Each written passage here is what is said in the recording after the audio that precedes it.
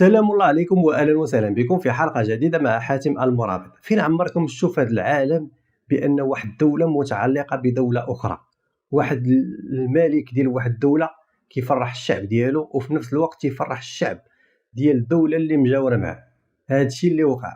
كنشكروا جلاله الملك نصره الله وايده وربي شافيه في هذه المناسبه هذه، انه فرح الشعبين، فرح الشعب المغربي مره واحده وفرح الشعب الجزائري مرتين. غتسائلوا كيفاش هذه القضيه؟ شوفوا المقطع هو الاول ونرجعوا نكملوا من بعد.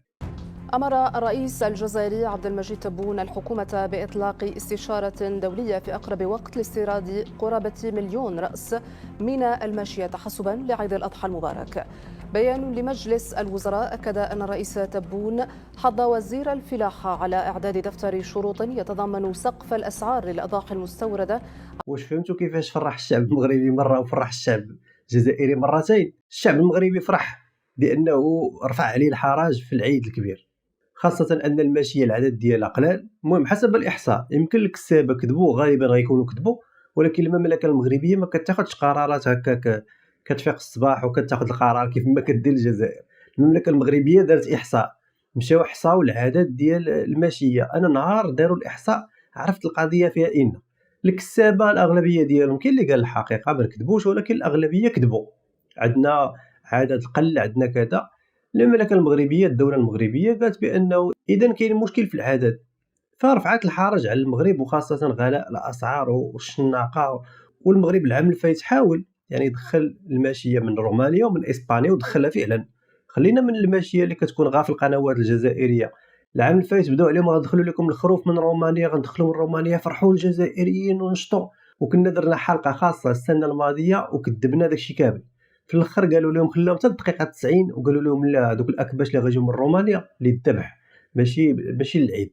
وصدق ما كاين لا كباش لا والو، وراكم عارفين القصه، علقنا عليها، ماتوا بالتدافع بزاف الامور. فالمغرب من خد هذا القرار الشعب الجزائري فرح. علاش فرح؟ حيت ناض تيشمت في المغاربه، ناض كيشمت فينا وفرح. هذه الفرحه الاولى. الفرحه الثانيه شنو هو؟ انه غير زكاره في المروك كيف ما تيقولوا الجزائريين براسهم. قريت مئات التعليقات على هذا الخبر تيقولوا غير زكاره في المروك، الجزائر زكاره في المغرب. الرئيس ديالها قال لك غادي يدير واحد الدفتر ديال الشروط وداك الشيء والخزعبلات باش قال لك يستورد 1,000,000 راس من الماشيه للعيد. هذه الفرحه الثانيه. ودابا واش الملك تبارك الله واش ماشي تيفرح الشعوب ديال المنطقه؟ فرح الشعب المغربي وفرح الشعب الجزائري جوج المرات. المره الاولى شمتوا فينا، والمره الثانيه غير زكاره في ملك المغرب مشاو قال لك بغاو يجيبوا 1,000,000 راس من الماشيه، ولكن كذبون. واش بان لي هاد الهضره اللي كتقول ماشي منطقيه؟ كثير من الناس يجهزوا نفوسهم الا للعيد، وحتى في العيد كانت فيه نداءات. انا سميت ودنيه ما نسمعش النداء هذا باش يقول لك استورد لنا باش نذبحوا في العيد. ما نستوردش. وكاين هو صراحه كاين خلل، لان ما فهمتش. دابا رئيس دوله يمثل الشعب ويمثل الحكومه السنه الماضيه يعني في 2024 قال لهم بلسانه، هذا الفيديو راه حقيقي ماشي زعما ذكاء اصطناعي ولا غباء اصطناعي، هذا فيديو حقيقي. قال لهم بلسانه انا صميت ودنيه باش ما نسمعش مطالب ديال استيراد الاكباش للعيد. هادشي راه العام الفايت. قال لهم حنا عندنا الاعداد الكافيه، حنا درنا الاحصاء. ولا بقيتوا عاقلين، الجزائر اول دوله كدير الاحصاء ديال الماشيه بالدرون. اول مره دابا بالله عليكم وزاره الفلاحه تستعمل الدرون. مشى كيدق عليهم. هذه ما بين الامور اللي كنا شحال عندك ماشيين الماشيه، في شحال عندك ارقام. هكا، وتيحسبوا تيقيدوا. كاين اللي كيخبيهم من اللور، كاين اللي المهم تيتقيدوا. دابا بالله عليكم، دابا الدرون والجزائر قداش ناهيه، كيفاش غطلعوا الدرون هذا باش يحصي لكم الماشيه؟ وعلى نتوما عندكم البراري، على نتوما عندكم غابات الامازون، على نتوما هما البرازيل اللي كيطلقوا البقر في اكتارات ديال الفيرما فيها اكتارات وكيخليوهم ناعسين تما وعايشين تما بلا ما يدخلوهم الكوري. الا كاع قلنا بان عندكم الماشيه كثيره، غتكون داخل الكوري ولا غتكون داخل المنازل ولا في شي بلاصه في العروبيه، داخل شي قصدير ولا شي برارك. كيفاش هاد الدرون هذا شافهم من وراء الحائط ولا من وراء القصدير؟ ولا ما فهمتش انا هاد القضيه هذه. واش نتوما عندكم زعما الماشيه بمئات الملايين غا سارحه غا كتجري في غابات الامازون اللي كاينه في الجزائر؟ المهم قال لهم درنا احصاء بالدرون في الجزائر، وعندنا ما عرفت شحال قال لهم ديك الساعه، عندنا شي 16 مليون راس ديال الماشيه.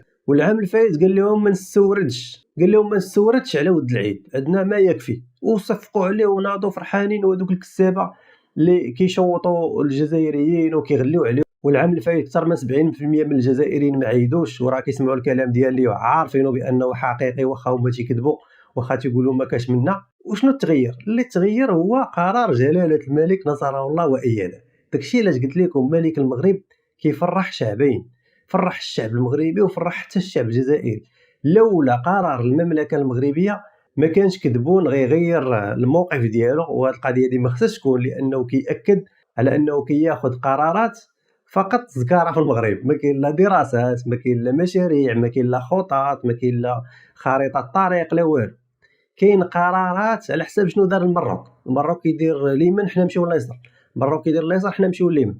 المغرب جلاله الملك نصره الله وايده رفع الحرج على المغاربه.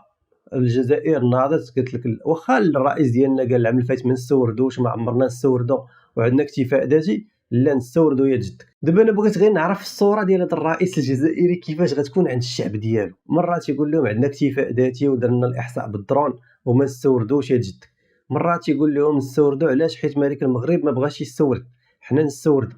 والهدف الحقيقي نقول لكم شنو هو الهدف الحقيقي، من غير انه زكاره في المغرب، ولكن الهدف الحقيقي ماشي الشعب الجزائري. الى الرئيس عبد المجيد كدبون خدا قرار انهم يستوردوا مليون ديال الماشيه، ومازال غنحلوا هذا القرار هذا والحيثيات ديالو والتفاصيل ديالو، ولكن الى خدا هذا القرار ماشي من اجل عيون الشعب الجزائري، لانه هو بالنسبه لي الشعب الجزائري واخا ما يعيدش ما عندوش مشكل، خصو يحافظ على العمله الصعبه. القرار اللي اتخذ اليوم من طرف الجزائر واللي 30% يقدر يطبق و70% ما غاديش يطبق، وعقلوا على الكلام ديالي، هذا القرار هذا اتخذ باش يشعلوا العافيه في المغاربه. هذوك المغاربه اللي ما بغاوش يحمدوا الله باش يشعلوا فيهم العافيه. علاش غيبداو دابا دوك خبراء كبسوا ولا تعبسوا، هذوك اللي قالوا لك اير بي ان بي كتخلق مناصب ديال الشغل، هذوك الهرطقاس ديال العدميين غيخرجوا دابا يقول لك شوف الدوله الفلانيه، شوف القرار اللي خدات، شوف كذا. على المغرب العام اللي فات شحال استورد ديال الماشيه؟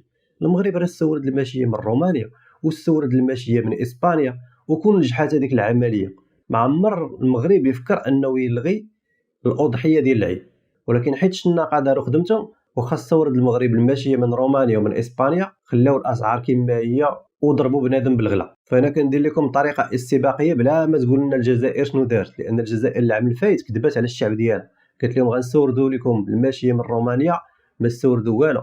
بقاو الناس يدافعوا باش ياخذوا واحد الورقه وماتوا هما تيدافعوا، وفي الاخر الكبش الروماني بان غير في القناه التلفزه الجزائريه فقط، حتى واحد ما شاف. الهدف من هذا القرار هو يشعلوا العافيه في هاد المغاربه. زعما شوفوا علاش الملك مثلا ما يستوردش، واخا عندنا خاصات في العيد علاش ما يستوردش. القرار الملكي عنده وجهين، الوجه الاول هو الحفاظ على الثروه الحيوانيه من بعد ما دار الاحصاء، يعني داكشي راه بطريقه علميه، ماشي كنجيو حيت المغرب دار حنا ناخذوا قرار، لا، حنا كنجيو كنديروا الدراسه الاحصاء عاد كيتخذوا القرارات. الوجه الثاني هو الغلاء ديال الاسعار، وهذا يعتبر درس للكسابه والشناقه اللي تيغليو على بنادم. ماشي كلشي كاين، حنا شفنا العام الفايت فيديوهات بزاف الناس تيخافوا الله تيبيعوا الحولي ديال رومانيا ولا الحولي ديال اسبانيا بثمن مناسب، تيبيعوا حتى الحواله ديال المغرب بثمن مناسب. ما كنعممش، ولكن اغلبيه الساحقه اللي كيكونوا خاصه في الاسواق وخاصه الشناقه اللي كيشريو عند الكسابه وكيزيدوا فيه 2000 درهم 3000 درهم 2500 درهم، هذا درس ليهم. والكسابه ايضا اللي كيغليو بزاف، هذا درس ليهم. فالنظام الجزائري من بعد ما خدا هذا القرار كيتمنى انها تشعل في المغرب. علاش ما نديروش بحال الجزائر؟ درناها بحالهم العام اللي فات وما صدقاتش، درنا بحالهم وفي الاخر الناس باعوا حوايجهم باش يعيدوا، لان تعلق المغاربه بهذه الشعيره هذه بهذه السنه هذه تعلق ما كاينش بحاله في العالم.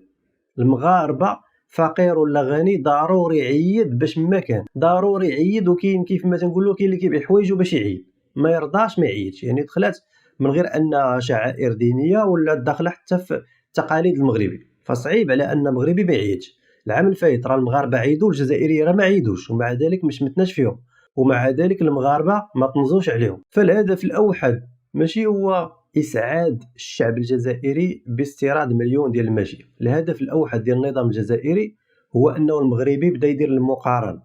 علاش حنا ما نديروش بحالهم؟ راه قلنا لكم درنا بحالهم العام الفايت وحتى شي حاجه من التغييرات في الاسعار. والشعب المغربي راه كيذبح اكثر من 6 المليون ديال الماشيه. راه 6 المليون ديال الماشيه كل عام راه ما ساهلاش، راه ما يجمع غير الفم. راه كاين مصر اللي عندها اكثر من 132 مليون نسمه، راه ما كيفوتوش راه بين 20,000 حتى ل 100,000 ديال راس غنم اللي كيتذبح في العيد. الجزائر العام الفايت راه اكثر من 70% ديال الشعب الجزائري ما عيدش. دابا كيفاش سيتم استيراد هاد المليون ديال الماشي؟ قال لك بعدا نبداو بالاول، مليون راس ديال الاغنام راه ما كافياش. عبد المجيد كتبون نتوما كتقولوا حسب الارقام ديالكم الفلكيه، كتقولوا نتوما 40 مليون نسمه. الا حيدنا واحد 10 المليون يعني بقيتوا تقريبا واحد 30 مليون نسمه داخل الجزائر. 30 مليون نسمه داخل الجزائر، نتوما عندكم خصاص في الاغنام داخل الجزائر، وجايب مليون وغتجيب زعما ماشي جايب مازال ما جبتي والو. دابا خدام اليوم غاب الارقام، وانت عزيز عليك الارقام. راه قلت لهم واحد المره 132 مليار متر مكعب ديال تحليه مياه البحر الابيض المتوسط. والمحطات اللي خدمتي قبل رمضان راه ما خدامينش، لانه الناس راه باقين الى يومنا هذا. اليوم مثلا عنابه وهران وبزاف المدن اللي قرابين من هذه المحطات اللي دشنتي راه مازال كيجيهم الماء نهار على 3 ايام، نهار على 4 ايام. غالبا غيديروا لهم بحال داكشي ديال رومانيا العام الفايت، قالوا لهم غنجيبوا الخروف من رومانيا، فرحوا الجزائريين ما شراوش، بقاو كيتسناو الخروف يدخل وفرقوا عليهم هذوك الاوراق ولا التدافع، بداو تيموتوا الناس في التدافع. في الاخر قالوا لهم حكاو الواد الخروف ديال رومانيا راه قلنا لكم ماشي للعيد، راه للجزائر باش يذبحوا باش يبيعوا اللحوم رخاص، ما عنده حتى علاقه بالعيد. وصدقوا الجزائريين ما معيدينش، علاش؟ لانهم كاملين ما بغاوش يمشيو عند الكسابه حيت كيغليو عليهم، فبقاو تيتسناو الخروف ديال رومانيا. شافوه غير في النشره ديال الثامنه ديال القناه الجزائريه، ما شافوش، وهادو راه جزائري اللي كيقولوها ماشي انا. فغالبا هاد الهرطقه الاعلاميه عاوتاني غادي تكون غير شعارات، وفي الاخر غيدخلوا لهم واحد العدد قليل وغيقولوا لهم راه كاينه مؤامره والعصابات وكاين الشناقه وكاين من يتدخل وكذا. الرئيس عبد المجيد كتبون قال لهم الدوله هي اللي غادي تاثر هذه المساله ديال الاستيراد، يعني راه ماشي الدوله اللي غتشري العيد، لا، غادي يجيبوا شركات، هذوك الشركات الجزائريه غادي يشريو العيد ويدخلوه ويعاودوا يبيعوه. قال لك التاطير خصو يكون من طرف الدوله، والبيع قال لك غيكون في نقاط جهويه ديال وزاره الفلاحه. يعني دابا شنو غيوقع بحال العام الفايت وربما اكثر، لانه دابا كاع الجزائريين غيتسناو هذاك مليون، هما دابا تيقول لك حنا 40 مليون نسمه، وحنا عارفين بانهم ما فايتينش 25 مليون نسمه، ولكن معليش نتيقاوهم هاد المره 40 مليون نسمه غيجيبوا لهم مليون. كاع الجزائريين غيديروا نفس الخطه، ما نشريش عند الكساب غيغلي عليا، غنتسنى الكبش الروماني، غيديروا ليه نقاط البيع، غيتدافعوا وبداو يموتوا. المهم رساله الى الجزائر، القادم اسود واسود. وحنايا دابا راه ما معيدينش، ياك حنا اصلا في اوروبا الاغلبيه ديالنا ما تيعيدش، ولكن في المغرب دابا الناس راه ما معيدينش. ماشي ما معيدينش بمعنى العيد راه كاين، ولكن الاضحيه ما كايناش، النحر ما كاينش، ولكن حنا معيدين الحمد لله وناشطين وفرحانين بهذا القرار الملكي، والله يخلي لنا سيدنا. دابا حنا راه المراقبه غتكون مضاعفه على السنوات الماضيه. هذاك اللي غيمشي يذبح ويسلاخ دابا راه غيبقى مقابلكم. دابا نتوما شنو غديروا؟ راه خاصكم تنجحوا هذا العيد، راه الا ما نجحتوش غنطلعوا عليكم مزيان. هذا القرار كما العاده ديال استيراد الاغنام اللي كذبون كان تيقول العام الفايت ما غنستوردوش وهذا العام غنستوردو، هذاك ديال عندهم الدبلوماسيه ديال تتحبني ما تتحبني، داكشي ديال الدراري الصغار، دبلوماسيه عاطفيه، قرارات عاطفيه، اللي فاق بكري كياخذ القرار. هذا القرار فكرنا ايضا في ما نستوردوش القمح، في الاخر لقيناهم كيستوردوا القمح من عند فرنسا ومن عند روسيا. نستورد مواد غذائيه لتربيه الانعام، ونستورد اللحوم في نفس الوقت. هنا اختيار، يا نستورد اللحوم يا نستورد الغذاء نتاع المواشي. باش نستوردهم في زوج غير معقول. وفي خلل العام الفايت كنتي كتقول لهم عندنا ما يكفي من الاغنام وبعد ما عندناش علاش نستوردوا، وكنستوردوا ايضا وكندعموا الاكل ديالهم، فعلاش غنستوردوا اللحوم؟ وهذا العام هذا كتقول لهم لا نستوردوا، وراه في خلل كبير عمي كذبوا. واش كل المواشي هذا يعني استيراد اللحوم شيء غريب غريب غريب جدا بالنسبه لدوله كما الجزائر. كل وزراء الفلاحه اللي فاتوا حتى قبلنا، كل واحد يقول لك عندنا 19 مليون راس، واحد يقول عندنا مليون راس، واحد يقول عندنا 25 مليون راس، ولا واحد قادر يعطينا العدد هذه دخلها في الإحصاء كما نديروا الإحصاء تاع سمو، في إحصاء في يوم ديرها مع لا يفاو، ديرها مع مكتب اختص إلى آخره، في نهار واحد بلي درون بكلش نعرف الشيء اللي راه في الإسطبلات والشيء اللي راه في المراعي، ونحسب الرؤوس تاعي. إلا كان رانا بداد أنا نمنع استيراد اللحوم. والله ما كذبتي، والله الا خاص لا مودرنيزاسيون ديال الادمغه، اولهم الرئيس ديالكم، اولهم الرئيس خصو يتمودرنيزا، لانه دابا هذا قبل سنتين كان تيهاجم الاستيراد سواء ديال المواشي او ديال اللحوم، وتكلم على لوتروك يعني التبادل ديال السلع، يعني المقايضه، داكشي ديال العهد الحجري هما باقيين خدامين فيه مع النيجر ومع تشاد ومع مالي، كيعطيوهم البترول كياخذوا من عندهم الماشيه.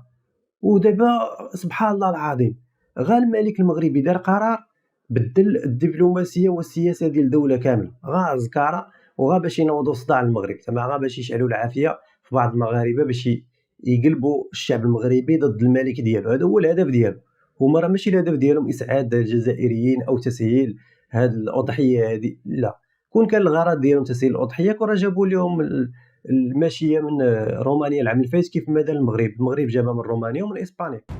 بالنسبة للمواشي أول مرة درنا إحصاء دقيق 19 مليون رأس، بعاد على 29 مليون. اليوم نجموا نديروا حساباتنا فيما يخص استيراد العلف واستيراد أو إنتاج العلف واستيراد ما تحتاجه المواشي.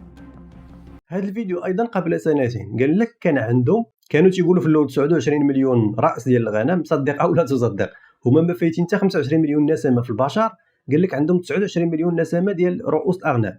جا كذبون قال لهم 29 مليون نسمه ما كاش منا، كاين 19 مليون نسمه. دابا بالله عليكم اخواني الاعزاء، دوله عندها تقريبا 25 مليون نسمه ما فايتهاش، قال لك عندها حسب الاحصاء هذه قبل سنتين قال لك عندها 19 مليون نسمه ديال رؤوس الاغنام. غادي تستورد، بالله عليكم واش غتستورد اللحوم ولا غتستورد اللحوم من البرازيل ولا غتستورد شي حاجه من رومانيا ولا غتقول لهم غنجيب هذا العام في 2025 مليون نسمه؟ ونحلف عليها حتى في الجزائر ما فايتاش 1.9 نسمه ديال رؤوس الاغنام اللي كاينه، ما كاين لا 19 مليون لا 29 مليون لا 10 مليون لا والو. واكبر دليل هو انه الرئيس ديالكم يفكر في الاستيراد في 2025 غير زكاره في المروك.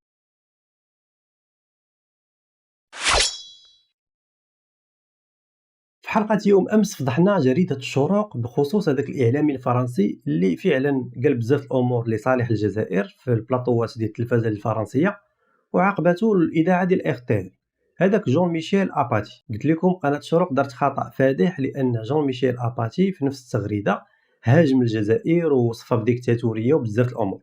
المهم فضيحة كبيرة بزاف. البارح عاوتاني كيطلعوا لي خبرين أو مقالين. المقال الأول من جريدة الخبر حتى هي كتشكر في نفس الاعلامي الفرنسي اللي هاجم كذبون وشال قريحه والنظام ديالهم وهاجم اعتقال بوعلام صنصال ووصف الجزائر بالديكتاتوريه. وايضا الاذاعه الجزائريه اون بيرسون كيف ما كتشوفوا هنا، الاذاعه الجزائريه حتى هي كتشكر في واحد الشخص فرنسي هاجم الرئيس عبد المجيد كذبون وهاجم النظام وهاجم الدوله الجزائريه ووصفها بديكتاتوريه وهاجم اعتقال بوعلام صنصال.